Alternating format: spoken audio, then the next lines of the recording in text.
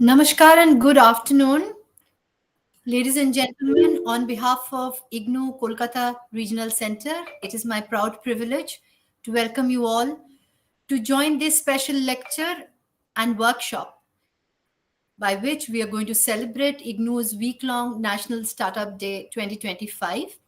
We extend our heartiest greetings to all IGNOU learners, esteemed alumni, and all members of IGNOU's wide network and fraternity of universities and colleges who serve us relentlessly through their learner support centers and part-time faculty counselors.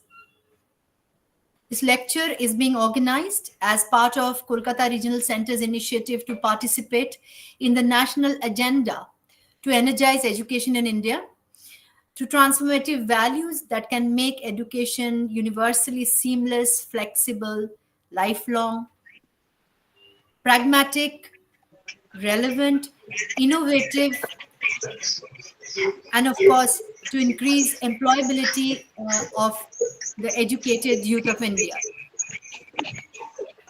Ladies and gentlemen, IGNOU was established by the Government of India through an Act of Parliament in 1985 as an autonomous institution under the Ministry of Education. The university has its jurisdiction over the entire country and has been mandated to expand opportunities for quality higher education through technology-enabled open and distance learning in the country. It has consistently served the educational aspirations of 35 lakh students as per the 37th convocation which we held last year. Through its broad network of 57 regional centers, which are spread across the entire country and also abroad, through it, I would like to request all of you to keep your mics muted. Please mute your mic. Yes, thank you. And I would like to request you not to make your presence felt unless you are given the floor. Thank you very much.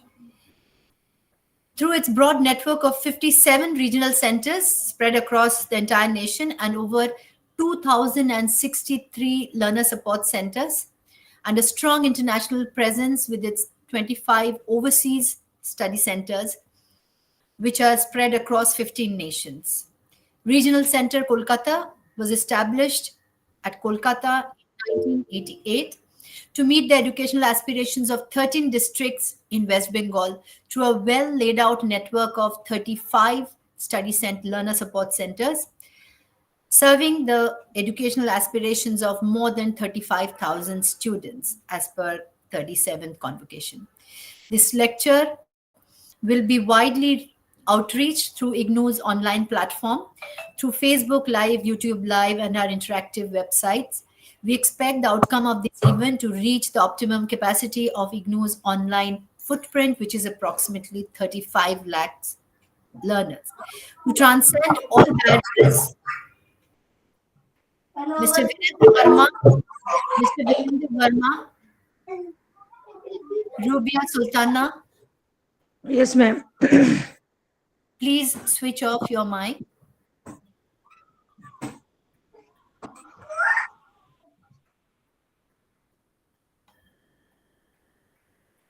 Yes, and our students transcend, as you know, all barriers of age, gender, religion, language, region, national and international frontiers too, which includes our Pan-Africa network, SARC, Tele-Education Network, and UNESCO.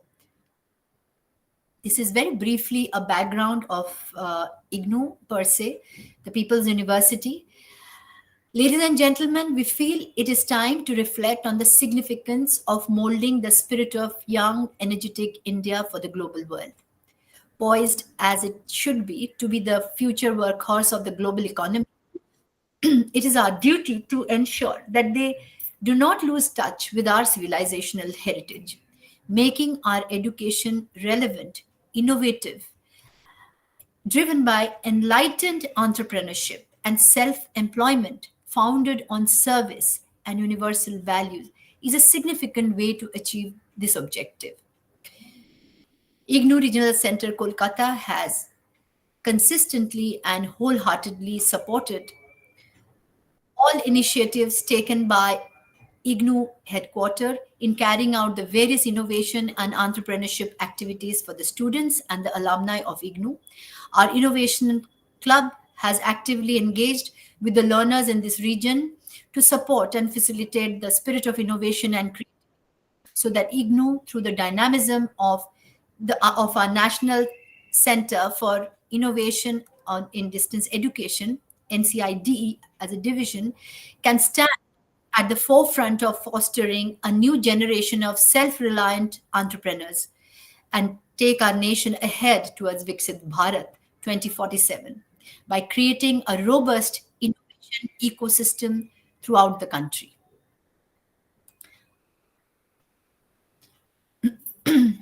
Regional Center Kolkata is happy to organize today's workshop on startups based on traditional wisdom and indigenous knowledge system. We will explore the opportunities and possibilities of creating startups and entrepreneurship models that are founded on local knowledge and soft technologies that are environmentally sensitive, inclusive, and community supported. This initiative is to contribute to the universal nature of startups. This workshop will acquaint our learners that startups can be financially viable even if they are small scale and low impact. We are happy to invite Dr. Zothanchhingi Khiangte, Assistant Professor in the Department of English, Bodoland. Madam, thank you very much for being here with us. My pleasure, Dr. Sujata. Thank you. Yes. Thank you very much. She's associated with the Department of English at the Bodoland University.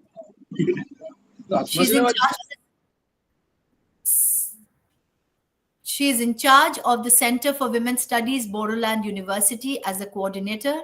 She is also the member secretary of the Women's Cell. She has spoken on several issues of gender, literature, and culture in various national and international seminars.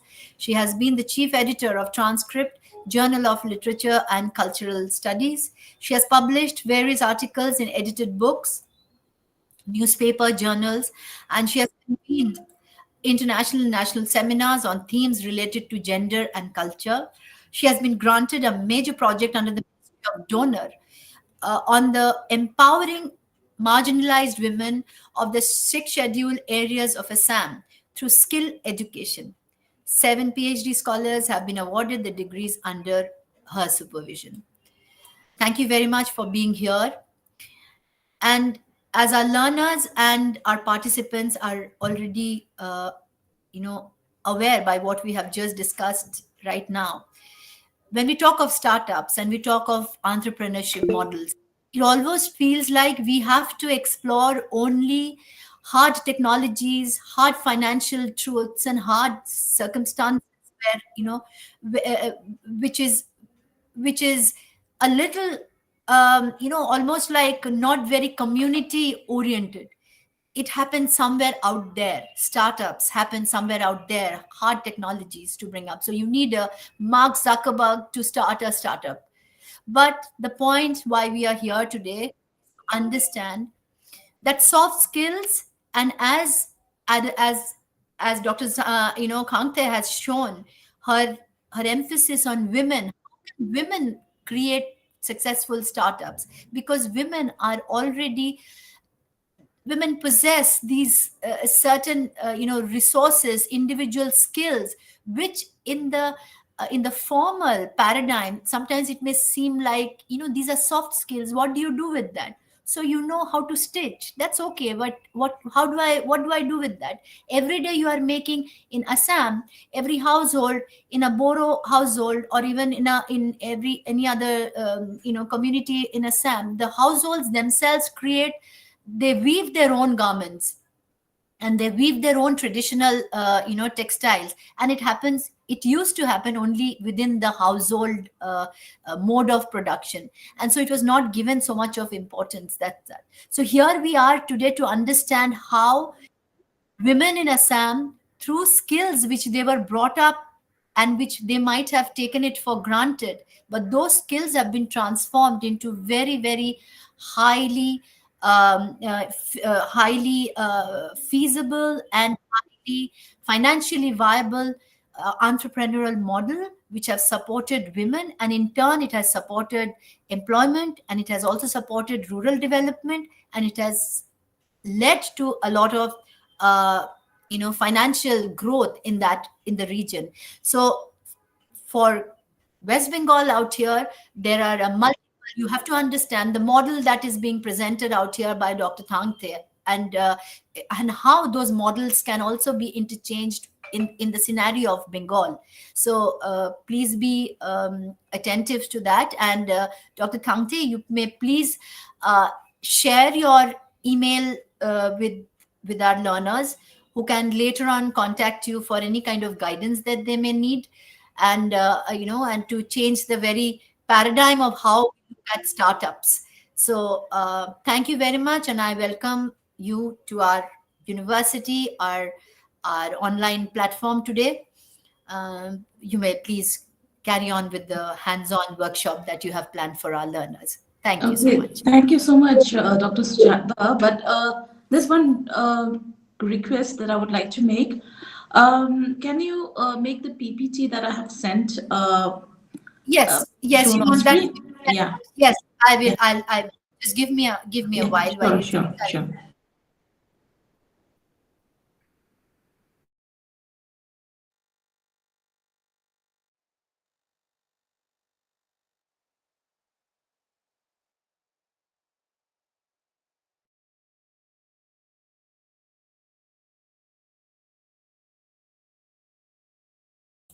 Dr. Thangte, you can start and we will get the PPT. We will share the PPT. Okay, okay, sure. All right, so a very good morning to Dr. Sujata Hazarika and all the participants in today's orientation program. I'm very, very much grateful to Dr. Sujata for having given me this opportunity to interact with the young learners and to be entrepreneurs. And so, without further ado, let me go straight to the task that I'm given today. So, I have chosen for my topic to discuss today, titled as Traditional Skill Exploring Potentials. So, if there be interactions, then yes, we can have those at the end of the lecture. Well, when we talk about traditional skill, I would like to make it, right at the outset. Inform the learners that traditional skill is also part of what we call traditional knowledge system. So before going straight into the traditional skill, I would like to talk a little about what we mean by traditional knowledge. In there is a discipline called traditional knowledge system, which is also very much relevant today. And first, let me start off with Wendland's definition of what is traditional knowledge, which will be made available. The PPT would be made available anyway. So Just putting it up. sure. Okay, okay. Uh, no problem. Yeah. So traditional knowledge is defined as knowledge systems of indigenous peoples and other local tribes around the world, and this knowledge tends to be collectively owned. And I would like to actually emphasize on the phrase collectively owned. Yeah, thank you. It's showing now. Thank you so much. So collectively owned and reflecting of their identity. So these two phrases, collectively owned and reflective of their identity, is very important to understand what is traditional knowledge.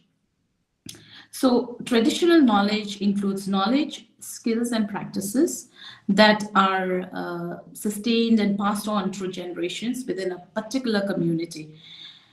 It forms not only part of the community's cultural identity, but also its spiritual identity. You see, the secular and the spiritual, which is usually differentiated by scientific knowledge, is not distinctively separated from each other when we talk about traditional knowledge. So traditional knowledge, as it were, is not limited to medicinal and ecological know-how, but which is in fact gaining much relevance in our contemporary world, but also it extends to a very wide scope of life contexts. And but it would be erroneous at the same time, to assume that traditional knowledge and practices are static and archaic, just because they are ancient knowledge, or just because they have their ancient roots. In fact, it is rather dynamic in nature and develops over changing needs and circumstances.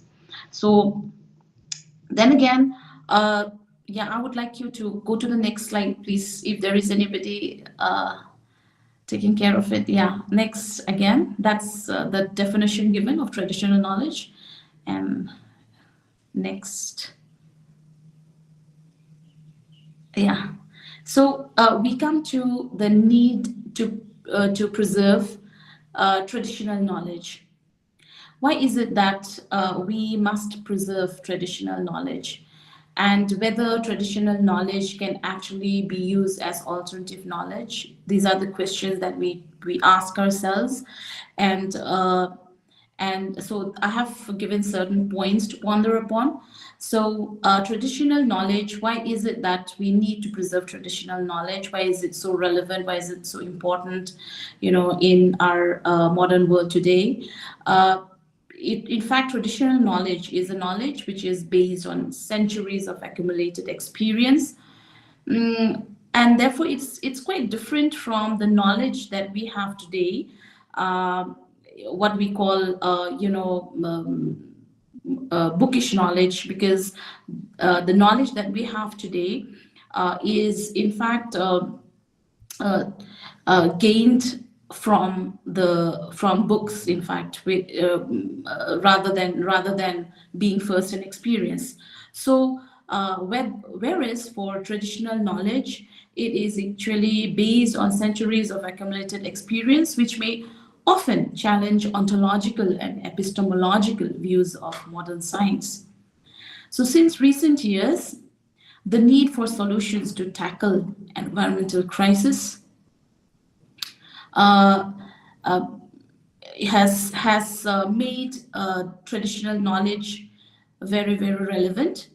In fact, traditional knowledge used to be dismissed as folklore, especially as we are all aware since the Enlightenment, which laid more emphasis and prioritized scientific knowledge over traditional knowledge. So now traditional knowledge has been recognized as an important dimension in environmental affairs. Traditional knowledge offers wisdom, which is gained from knowledge and experience, and therefore the need for its preservation. And but my purpose here is not to engage or generate a debate on the subject of traditional knowledge, which is also known as indigenous knowledge, versus scientific knowledge, nor on the multiple aspects of traditional knowledge system. My primary concern for today's purpose is related to one aspect of the traditional knowledge, which is the traditionally inherited skills, with specific reference to the indigenous peoples of Northeast India and how these inherited skills can have entrepreneurial potential. In this context, I share my experience in this area in relation to our ongoing project on the traditional skill of weaving among the tribal women, which Dr. Sujata, the director, had just mentioned about. Now, well, next slide, please. Yeah. Okay. Traditionally inherited skills. So I would like to give a brief overview of indigenous skills and their potentials. And also I would also like to talk about weaving as a traditional skill in Northeast India. Now, in India, indigenous knowledge or traditional knowledge normally refers to pre-colonial forms of knowledge. So traditional knowledge is also defined differently, understood differently depending on geographical regions. But whereas so far as India is concerned, when we speak about indigenous knowledge or traditional knowledge, we commonly refer to the knowledge that was the forms of knowledge that were in existence in the pre-colonial times, vis-a-vis the post-colonial. So going by that understanding, indigenous skills or traditional skills would mean skills that have been in practice or in use by the indigenous peoples of particular regions for their survival in the pre-colonial periods. And these skills also, in fact, are continued to a huge extent, while some have already, are no longer in practice. Because post-colonial initiation of the people to modern education system and its concomitant science and technology gradually reduced the value of many traditional skills.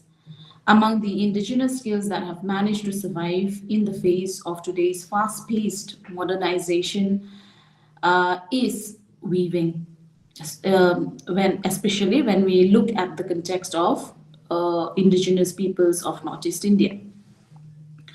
Now, next slide, please.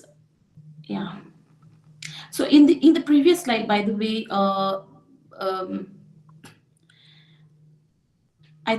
weaving as a traditional skill of indigenous peoples of Northeast India, weaving as cultural and individual expressions, and weaving as means of sustenance. As we can see, in fact, weaving has used to be a part of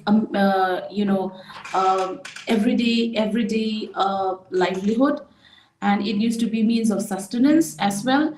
But we will also be talking about in the later discussion, we will also be talking about how it has shifted from means of sustenance into rather practice which is engaged especially during leisure time. So this is also due to different factors which we will also be talking about.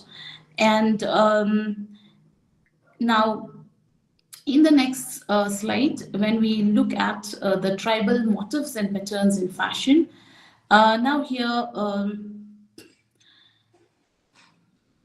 I also talked, I thought that we should also concern ourselves with the intellectual property rights when we talk about traditional knowledge or traditional skill, when we capitalize on the traditional knowledge.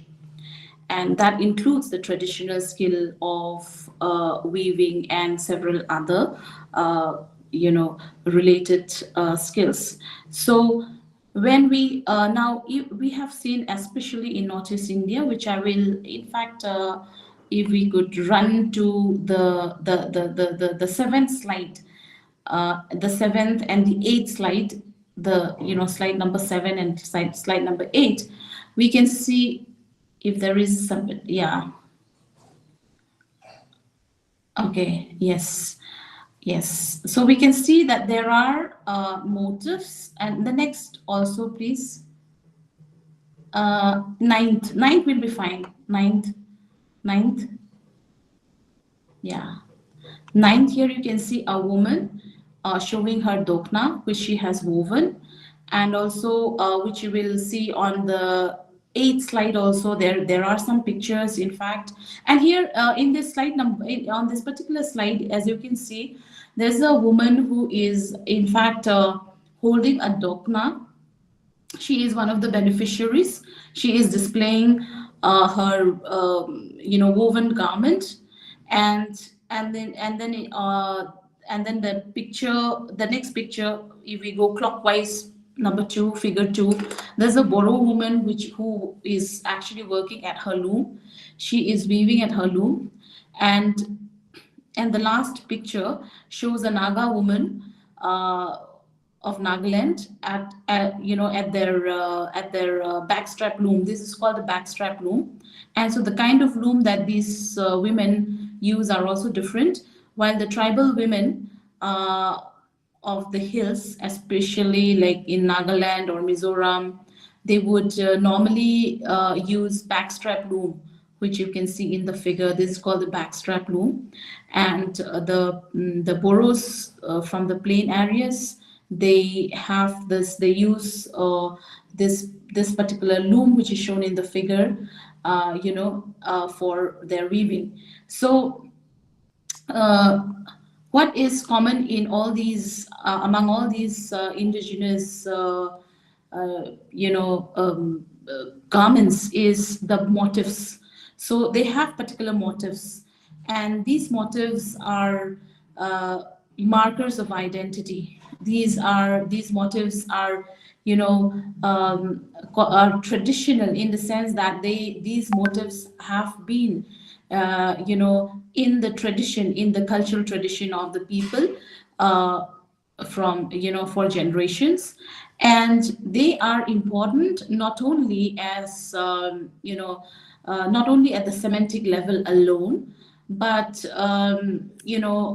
but also because they are seen as markers of cultural identity, and then they have these in that sense, actually weaving is usually the forte of women, and traditionally. So women also in that way, they get to have the authorship. Women's authorship is also seen in these in weaving. In fact, in the process of weaving, in a way, they can be called as bearers of culture because of their involvement in weaving, and because they carry on the tradition of weaving. They carry on cultural signifiers, in fact. So they you can see that on this which on the slide that is shown here, you can see that the textile which is woven is not just an individual creation or innovation, but it is also woven. It is woven by generations of weavers, and so this can be said. In fact, this can be seen as site of meanings and memory.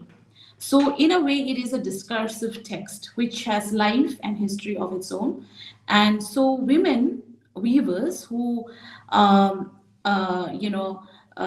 they can be seen as inheritors because they have the capacity to transform, reproduce, and at times reinvent meanings also. As we all know that culture is dynamic, it is not static, and therefore meanings are also not static. A certain symbol, a certain cultural symbol might mean something, whereas might mean something a long time ago, but since, as we also know that when we talk about traditional knowledge, we know that it is not in the written form, it is oral. So therefore, anything which is oral, anything that is associated with memory, as memory theorists, like Halbwerks or other memory theorists have talked about, Assam, for example, who talked about cultural memory. as they have also, theorized that memories are also not absolutely, I mean, they can change over time, and they are not completely dependable, because so therefore, in that sense, these cultural symbols can also vary over time. They can be reinvented, and they can be in fact transformed, and so on. So I would like to stress here that weaving has been integral to the cultural heritage of the Northeast people, the indigenous societies of Northeast India. Now, but then when as entrepreneurs, what needs to be borne in mind is that while capitalizing on indigenous knowledge system, or while capitalizing on these traditional skills, care must be taken that capitalizing on traditional skills does not lead to the exploitation of indigenous knowledge system. And in this regard, the IPRs, which are intellectual property rights, may be able to prevent exploitation of traditional knowledge by big companies only to a certain extent, because, as we said, they are collective, properties, and so and open in the public domain. So, since traditional knowledge is collective knowledge, intellectual property rights cannot be applicable in many cases, but for the local entrepreneurs, for the holders of traditional knowledge, IPR can be also beneficial, since the economic value of the products can be maximized. For this, you can see, first of all, if to take up small and medium sized enterprises, the local entrepreneurs should be well acquainted with the IPR rules for your startups. So it is therefore, I would say that it is very essential to familiarize yourselves with the know-how of promoting, while also protecting indigenous goods and cultural expressions for all the entrepreneurs. Now, then in the next, we please, may I request to go to slide 6, please? 6, yeah. So, in the interface with modernization and industrialization, traditional knowledge faces the threat of disremembrance. As we have already mentioned, indigenous knowledge is a result of centuries of experiences and observations, which are passed down as memories of the collective.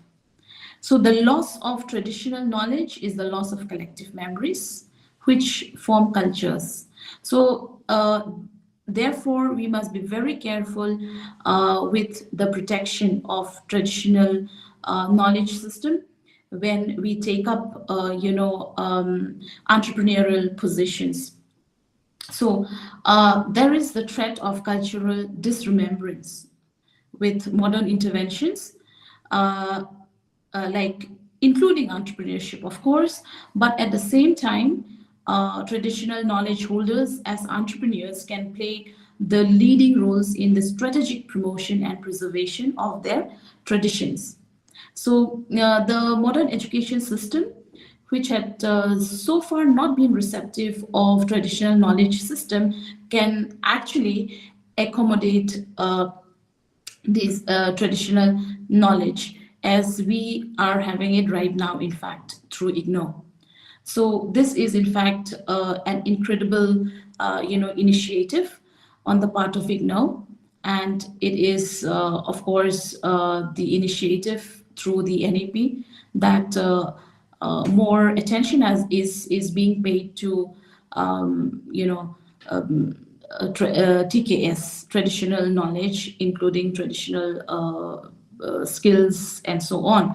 So when we talk about traditionally inherited skills, I particularly would like to stress upon the traditionally inherited, because as you can see on all these slides, the 7, 8, 9, as you can see, these are pictures of slide 7, 8, 9.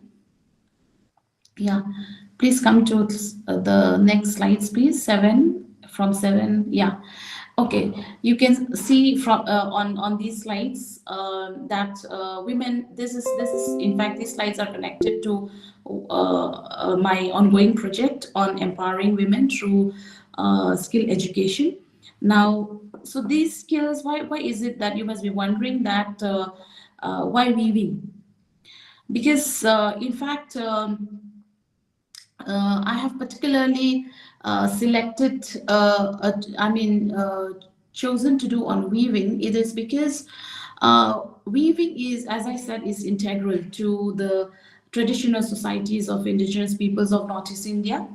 Because but having said that, weaving are are done in two ways. One is basket weaving, or other everyday commodities, like for example men, say for example agricultural implements like winnowing tray and so on, fishing baskets for fishing, etc. So these are actually woven by men. So men are the in fact traditional basket weavers, so to speak, because these items are made with bamboos and or cane, and men are the ones who are actually traditionally the weavers of these other items. But when we come to cloth weaving, garment weaving, attire weaving, so to speak, so these are done by women. So weaving clothes, weaving garments is the prerogative of women. So in fact, it is the exclusive domain of women, as I have also stressed about already. So in fact, now I would say that whereas although there are two types of weaving, the first type of weaving that I had mentioned, that is basket weaving, for instance, that is seeing much decline. So it is basket weaving is no longer very common to see nowadays because of certain reasons. A major reason being that there is no more market demand of these woven materials with the availability of factory-produced cheaper substitutes. For example, the cane or bamboo winnowing tray, which we talked about, is substituted by a cheaper and more attractive plastic replica. Then the decline is also due to the shifting roles of men. Say with changing modes of livelihoods, men are usually office goers and they do not weave any longer. So therefore, traditional skills and crafts which are associated with men must take a backseat. But when it comes to the tradition of weaving cloths, it till the contemporary times, it still remains the exclusive domain of women, and this tradition is kept alive because of two important reasons. One, because it is legitimating and perpetuating cultural identities. Two, women's investment and innovation. So first, let's talk about how this cloth weaving, of garments acts as a legitimating act, and also how it acts to perpetuate cultural identities. as we have, as I think we have, in fact, observed that Naga women, most of the students, you might be from West Bengal, perhaps, but then I think many of you have seen, must have seen the indigenous, wraparounds woven, worn by women of Northeast states. So if you see material, and when it comes to the traditional attire, not only of Northeast women, but also in Bengal, also you see in Gujarat, everywhere, you see that material culture is often used as markers of identity, and they become objects of cultural pride. So women wearing this, different types of garments like Bengali sari, Ohomia mekhela chador, or the Mizo puan, or Manipuri phanek, and so on and so forth. Or Boros, they wear the garment that the women wear is called dokuna. So these material culture is often used as markers of identity, and they are worn with cultural pride. And this the interestingly, the practice of weaving is has seen a resurgence, in fact, in the 1980s and 1990s among the Boros. The 80s and 90s are particular because they are significant, because those were the times of Boro movement, Boro identity movement. And also, if you look at the Mizos, during the 1950s, there is a significant resurgence of woven garments, or weaving, in fact, as a cultural practice. The weaving has seen revival, okay, since the 1950s among the Mizos. And the Mizo puan is a symbol of cultural pride. So, and also if you look at the Nagas, the Nagas, for the Nagas, it is an ongoing, they have an ongoing identity movement, and therefore you can see more passionate display of cultural ethnic attires, which are examples of the materiality of cultures.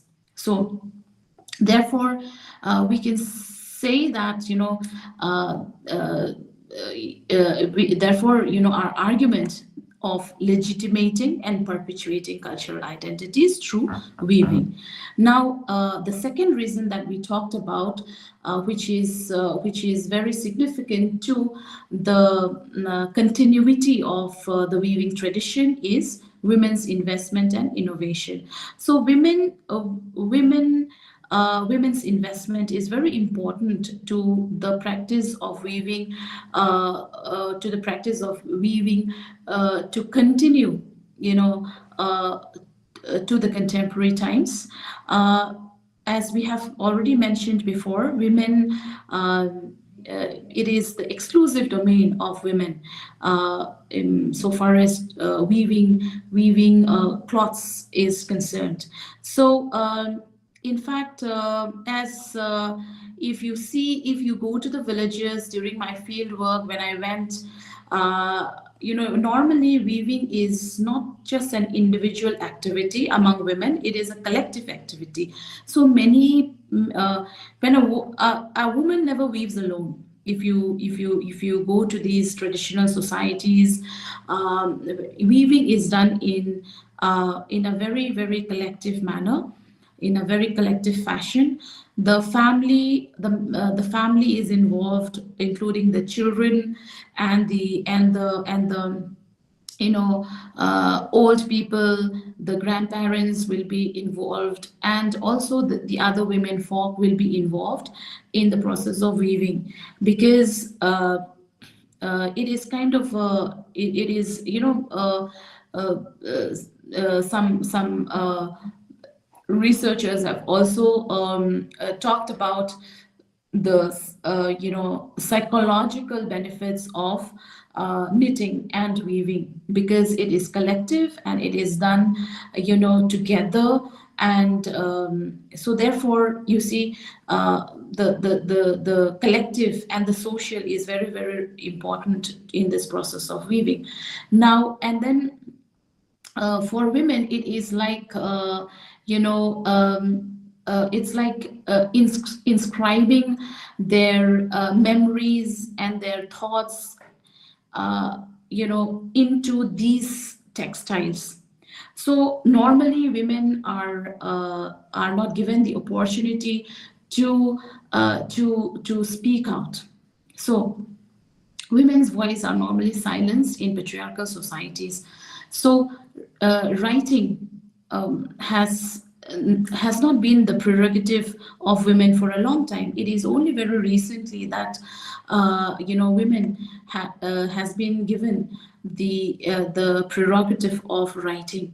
So therefore, but then the culturally assigned place for women has always been knitting or weaving in many traditions, not only particularly to Northeast India, but also in many other societies around the world.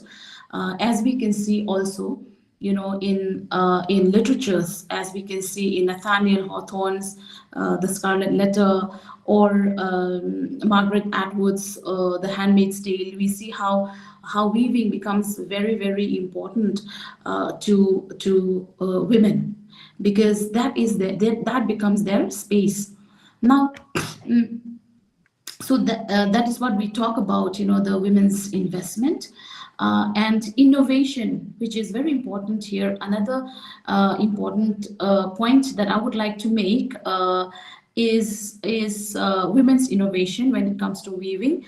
I have, during my field work, when I talked with some of the beneficiaries of the project, I have asked whether they weave their garments only with the motifs that are in fact that are traditionally accepted or traditionally handed down to them, or whether they can innovate. And I have been told by many of the beneficiaries that they in fact, like, they have their own designs, and they cater to the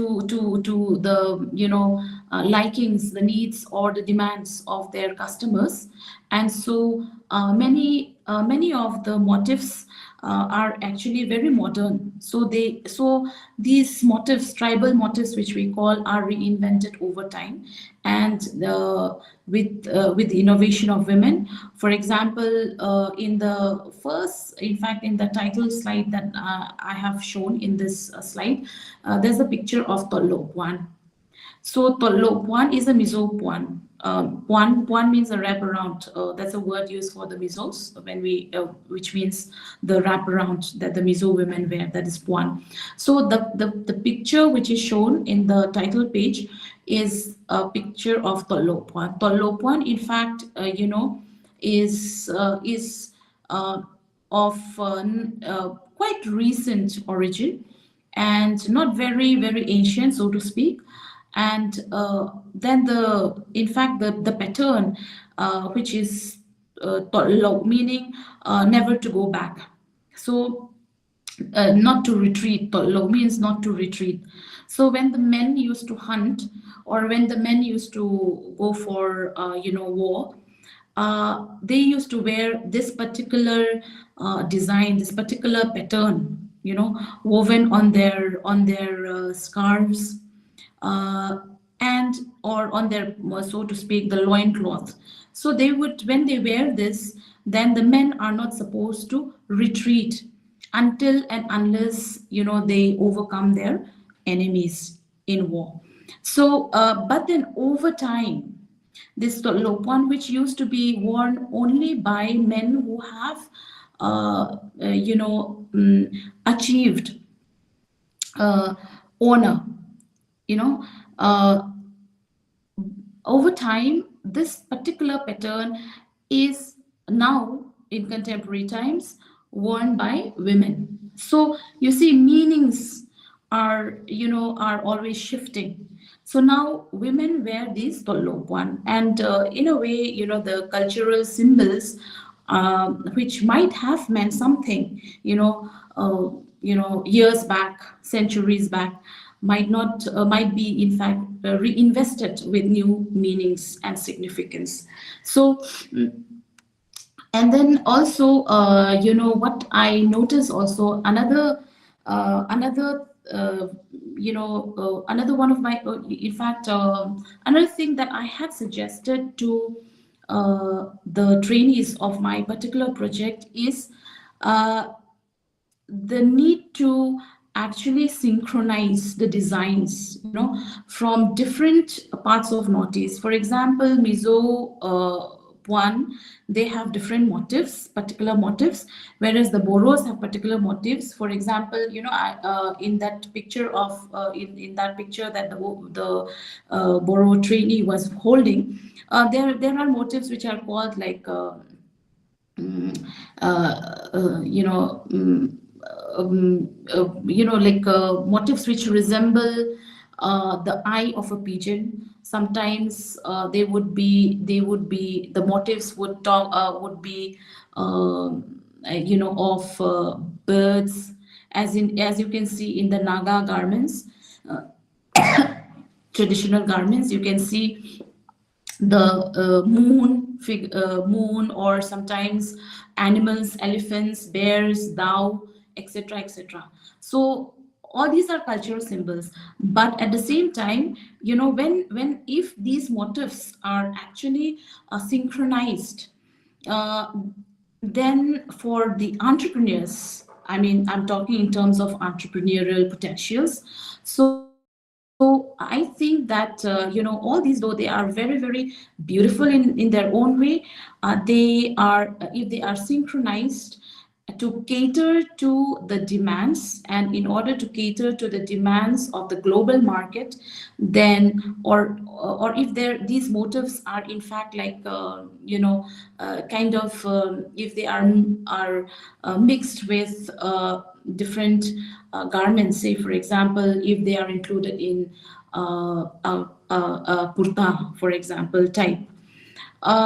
So I think, it would have greater entrepreneurial potential, because as of now, say for example, a puan with particular Mizo motifs are worn by Mizo women, no doubt, and it is very high in demand so far as Mizoram or other places where Mizos are, inhabit are concerned. But then the Mizo puan will not be in such high demand in in places outside Mizoram. So, but if these motives are synchronized, then and innovated, then it would have more global potential. But as we have also said, at the same time, we have also to take care of the IPR, and but again, according when we look at IPR rules again, uh, innovations which are based on traditional knowledge, or it can have IPR, can have patency rights. So therefore all these things have to be considered together when we experiment with these. And like I said, it's not only when we capitalize on these TKS, we have to be careful to not only promote but also to protect. So when this strategic kind of balance is made, then I think it has lots of potential. So well, if then also we come to the last part of the lecture, which is slide 10, please, if there's anybody. Slide, last slide. We talk about on the last slide, we talk about environmental concerns and traditional knowledge. Yeah, last slide. Yeah, last, yeah, yes. So winding up, I would also like to talk about, when we talk about traditional knowledge, traditional skills, we also have these question. Can traditional knowledge be a viable alternative? And the second is fast fashion versus slow fashion towards an ecologically sustainable fashion. So these are, questions that we can, in fact, ponder upon. As we also know that, fast fashion, when we talk about fast fashion industry is one of the most polluting industries, um, next to petroleum, because fashion is very very fast changing. So can we give an alternative through the promotion of traditional wears, ethnic wears, and in fact, offer a slow fashion or green fashion? And with all these queries, in fact, like, these questions are not mine to answer alone, but then also when we look at it, these are questions that we can take up actually. So this is I kind of like, a challenge that one can take up. So thank you all. Thank you, Dr. Khiangte. Thank you so much. I think that was a wonderful presentation. And I'm sure all our learners and all our participants have greatly benefited from this, because this is a very different perspective from the way startups are, from the way or the current paradigm of startups, and the way we think about startups and innovation and entrepreneurship. So this gives a kind of a parallel, not as an alternative, but something which complements, and something which which can enhance ideas, where you can start thinking small on your at your own level, at your own local resources that are available with you. The kind of what are the kind of ideas which has the potential of transforming them into kind of viable financial enterprises. So this is a very important perspective for startups, and I can see a number of learners and participants have participated here, and you can raise your hand if there's any. I will take about 4 or 5 inputs from all of you. And of course, Dr. Khiangte has also given her email for anyone to contact. Is that okay? Uh, can you be accessible Yes, for, yes, yeah, in sure, case? I'll be glad to. Yeah. Yes, thank you for if there are ideas which are generated from from Bengal, from here, there are ideas which can be generated from Bengal, and that can be put into the model that you have implemented. And I'm sure one can start thinking about those in this terms. So we can of course see if there are any hands coming up. I'll take four inputs. Yes, okay. Amit Kumar, please introduce yourself. And Amit Kumar ji, Amit Kumar Mukherjee. Anyone else? You can also write in the chat box. Let me see if and yes, we have also requested a Google form to be filled up by our learners. If you have a startup idea, if you want some kind of assistance in the way you are designing your ideation of a startup, please fill up this Google form and give it to us. We'll try to facilitate your startup idea and see how we can take that forward. So don't please give us your ideas through the Google form. And the email has also been said, send it to us within this month itself. We'll try to work on those. Anyone else out here? Is there anyone who already has a startup out here who's joined us right now? Okay. So I hope this lecture will be an inspiring and motivating thoughts for you, because it motivates you to reflect on where you are, what are the skills that you already have, what are the skills that are traditionally with you, but we don't want to acknowledge those as viable skills for a startup, but actually those are possible. And today there was a there was a program, an event which was organized by NCIDE, and that was to share the experiences of some of our successful women entrepreneurs. And most of the women entrepreneurs, three of them were invited to share their experiences. And it all seems like how very basic soft skills which women are known to be, soft skill givers as advisors, soft skill givers as emotional support, even those can be financially viable to create a kind of a startup model which can generate employment, self-employment, and not only self-employment, maybe it can come to a stage where you can start being the employer yourself by engaging employing other people there. So these are some of the models. You should look into it.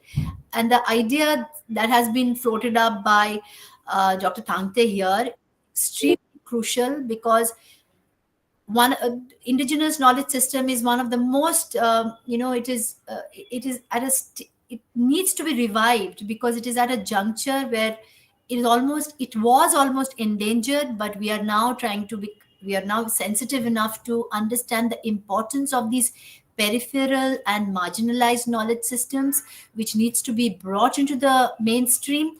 And how do you bring them into the mainstream? You bring them into the mainstream by reviving them, and again seeing how these folk stories and these what was in the what was probably in the mythology can be brought up and placed before in our reality, so that we can teach our youth, we can teach the women who are used to it for a long time.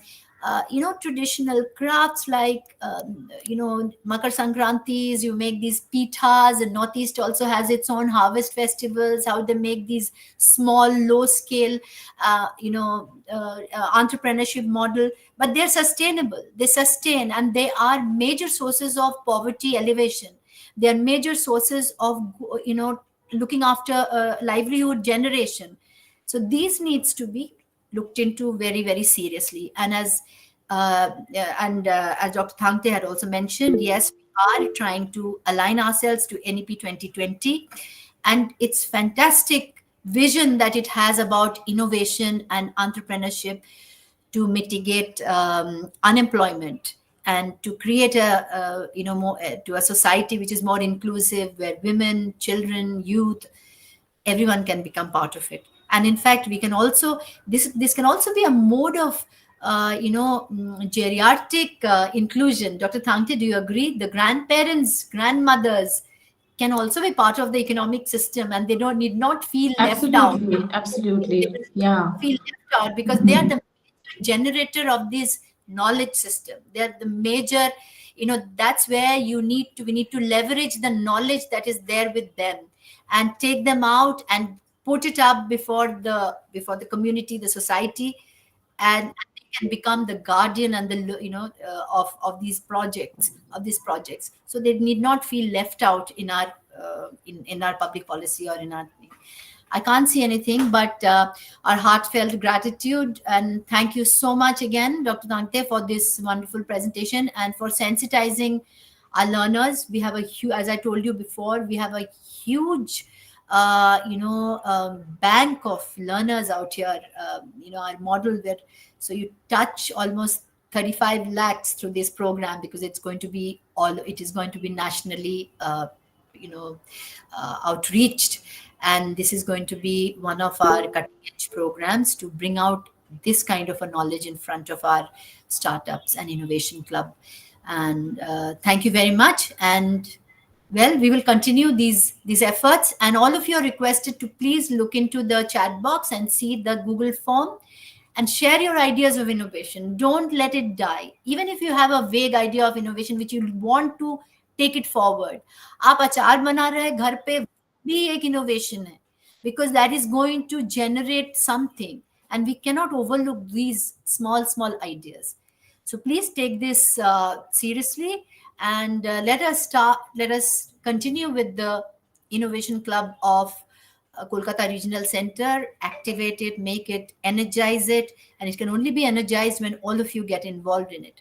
Because remember, the new generation will not have a job to ask for. They have to create their jobs. We have to all create our jobs.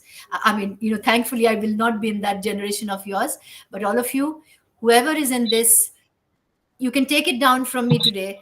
The next generation will not have jobs to look for. You can't blame the government, you can't blame your parents, you can't blame your community. Why don't I have a job? You have to create your job, and you create your jobs by focusing on how many jobs you have created, not just for yourself, for how many people you have employed.